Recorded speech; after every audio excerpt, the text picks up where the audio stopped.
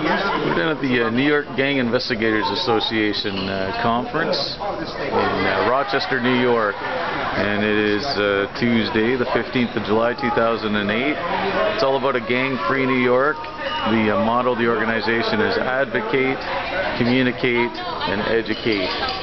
And the New York Gang Investigators Association are part of NYGIA, and we just had a very moving presentation from a young man about Latin gangs and the history of them. And can you just tell us who you are and what you do, sir? Sure. My name's Al Valdez. I'm a professor at the University of California, Irvine. And what was the message that you were giving to the assembled people from law enforcement and the community here today in Rochester, New York? Basically, there's two parts. Know who your children's friends are, because in my opinion, that's how your children will act when you're not around.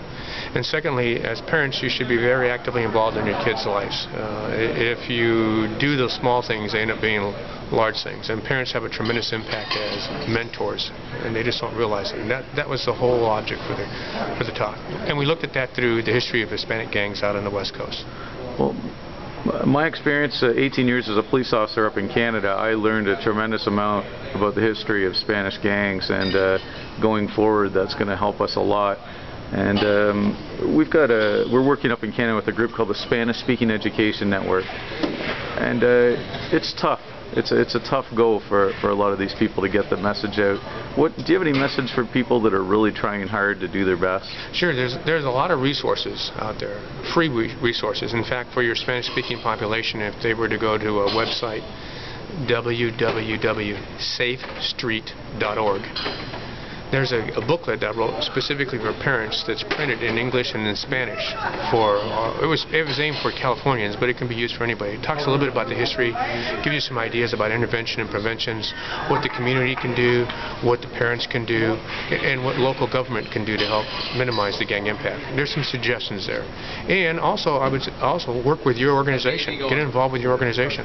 It literally takes a group of people that can have a tremendous impact on the community to increase the quality of life.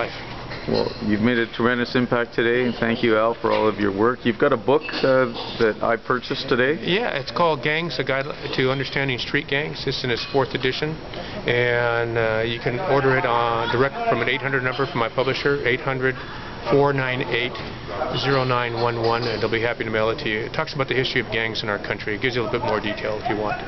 Well, thanks very much for your dedication to gang prevention and intervention and helping your community and our community. Thanks to all of you who work with kids. Hey, Andy, I know you're not going to be interested in stuff on the podium.